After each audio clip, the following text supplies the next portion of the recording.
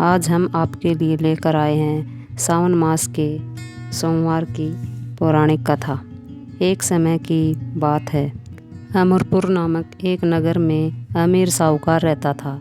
उसके कोई संतान नहीं थी, जिस कारण वह बहुत दुखी रहता था। संतान प्राप्ति के लिए वह हर सोमवार व्रत करता और भोलेनाथ की पूजा किया करता था। संध्या के समय मंदिर जाकर भगवान शिव के आगे घी का दीपक जलाया करता था। उसकी भक्ति देखकर माता पार्वती बहुत प्रसन्न हुई। भोलेनाथ से कहने लगी, हे प्राणनाथ, आपका यह सच्चा भगत है, कृपया करके इसकी मनोकामना पूरी कर दें। यह सुनकर भोलेनाथ बोले, पार्वती, पूर्व जन्म के कर्मों के कारण इसके भाग्य में संतान सुख नहीं है। परंतु माता पार्वती नहीं मानी। तब भोलेनाथ ने सवपन में साहूकार को दर्शन दिए और संतान प्राप्ति के वरदान के साथ साथ यह भी बताया कि उसका पुत्र अल्पायु होगा और उसकी आयु मात्र 16 वर्ष की होगी। यह सुनकर साहूकार प्रसन्न हुआ, परंतु साथ ही साथ चिंतित भी हो गया। यह सारी बात उसने अपनी पत्नी को बता दी। पुत्र के अल्पायु होने की बात सुनकर साहूकार की पत्नी भी बहुत दुखी हुई, लेकिन साहूकार ने अपने सोमवार के व्रत का नियम नहीं छोड़ा। कुछ समय बाद साहूकार के घर में एक सुंदर पुत्र रतन की प्राप्ति हुई, जिसका नाम उन्होंने अमर रखा। अमर 11 वर्ष का हो गया तो साहूकार ने उसे अपने मामा के साथ शिक्षा ग्रहण करने काशी भेज दिया। साहूकार ने उन्हें रास्ते के लिए कुछ धन दिया और कहने लगा, जहाँ भी रात्रि विश्राम करो वहीं यज्ञ करके ब्राह्मणों को भोजन करा देना। अमर अपने मामा के साथ यात्रा के लिए निकल पड़ा। रास्ते में वह एक राज्य में पहुंचा, जहां राजकुमारी का विवाह हो रहा था। परंतु जिस राजकुमार से उसका विवाह होना था वह अचानक किसी कारण से एक आंख से अंधा हो गया। यह बात किसी को पता ना चले, इसलिए राजकुमार के पिता ने अमर से दूल्हे की जगह बैठने की विनती की।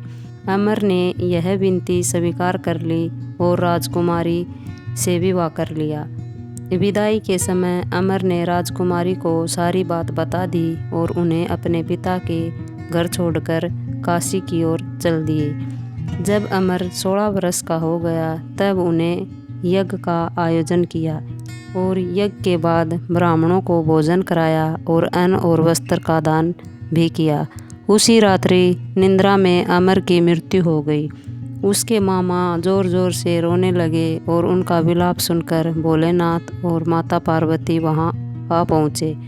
अमर के मामा का विलाप देखकर माता पार्वती भोलेनाथ से बोली, हे प्रभु, इस व्यक्ति के कष्ट दूर कीजिए। तब भोलेनाथ बोले, पार्वती, यह वही साहूकार का बालक है जिसे 16 वर्ष तक जीवित रहने का वरदान मिला था। तब माता पार्वती ने भोलेनाथ से कहा, हे प्राणनाथ, इसके पिता 16 वर्ष से सोमवार व्रत करते हैं, आपको भोग लगाकर दीपक प्रज्वलित करते हैं, कृपया कर इसके दुख दूर कीजिए। माता पार्वती की ऐसी प्रार्थना सुनकर भोलेनाथ ने अमर को जीवन वरदान दे दिया। वरदान प्राप्त होते ही अमर जीवित हो गया। स्वस्थ होते ही वह अपने नगर की ओर वापस लौट चला।